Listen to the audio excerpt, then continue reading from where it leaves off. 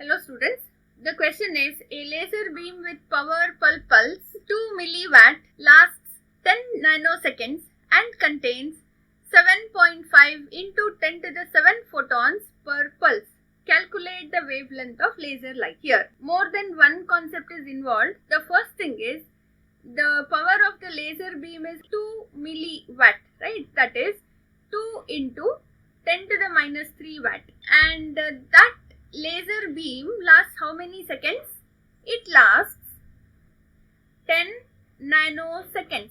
That is 10 into 10 to the minus 9 seconds. Now next is, and it contains these many photons.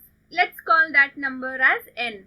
That is 7.5 into 10 to the power of 7 photons. Per what? In these many photons are there per what? Per pulse. Each pulse has these many photons.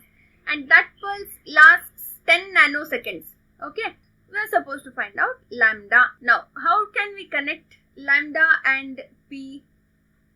You already know P is work per time. What is work? We can say that any amount of work that we put in to a system, that is stored as kinetic energy or it is its potential energy.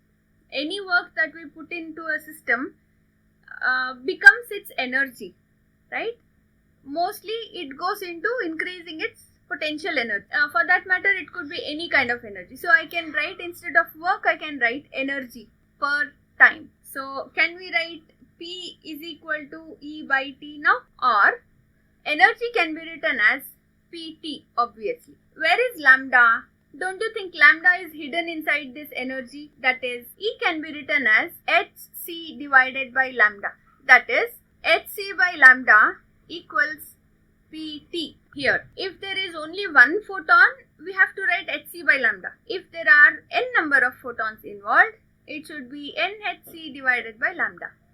That is, Nhc divided by lambda. Now, we can derive lambda from here, right? Which is Nhc divided by Pt. Let's plug in all the values. N is 7.5 into 10 to the 7. H is Planck's constant, which is 6.626 into 10 to the minus 34 joule seconds, times C is velocity, vacuum velocity of light, that is 3 into 10 to the 8 meter per second, over power is 2 into 10 to the minus 3, time is 10 into 10 to the power of minus 9. So if we calculate this, we get 7.4542 into 10 to the minus 7, or if we shift the decimal point, we get 745.42 into 10 to the minus 9 meters.